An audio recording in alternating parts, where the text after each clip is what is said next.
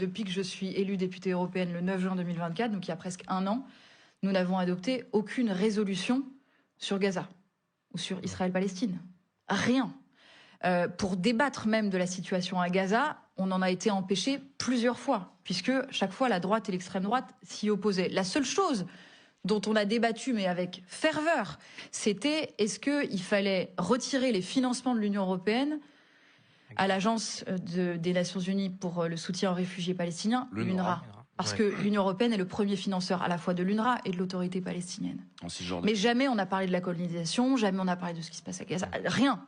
Donc il y avait, comment vous dire, une sorte de silence et de complicité ahurissante parce que les États membres de l'Union européenne étaient divisés, donc l'Union européenne était silencieuse et la haute représentante pour les affaires étrangères ou von der Leyen ne s'exprimait pas sur le sujet, ne prenait aucune position.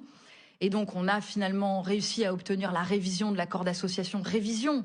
Mais pourquoi? Pour regarder quoi? Vérifier que la clause droit humain de l'accord d'association n'est, oui, pas respectée. C'est manifeste. Donc, il faut le suspendre sur le champ. Moi, il y a un combat que je porte, c'est de sauver la Cour pénale internationale face aux sanctions américaines qui ont été prononcées contre la Cour par Donald Trump parce que...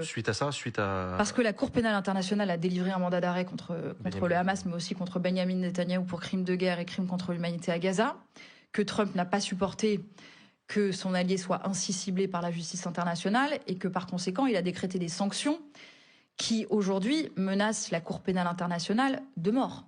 Le procureur de la Cour n'a plus accès à ses mails, n'a plus accès à ses comptes bancaires.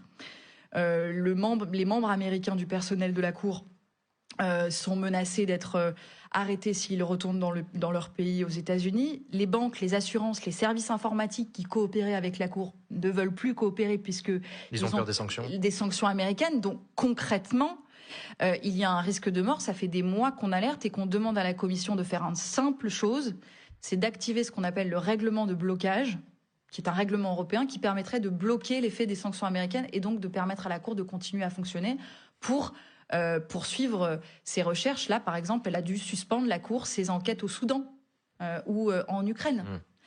Et elle ne le fait pas. La Commission européenne ne le fait pas parce que Ursula von der Leyen bloque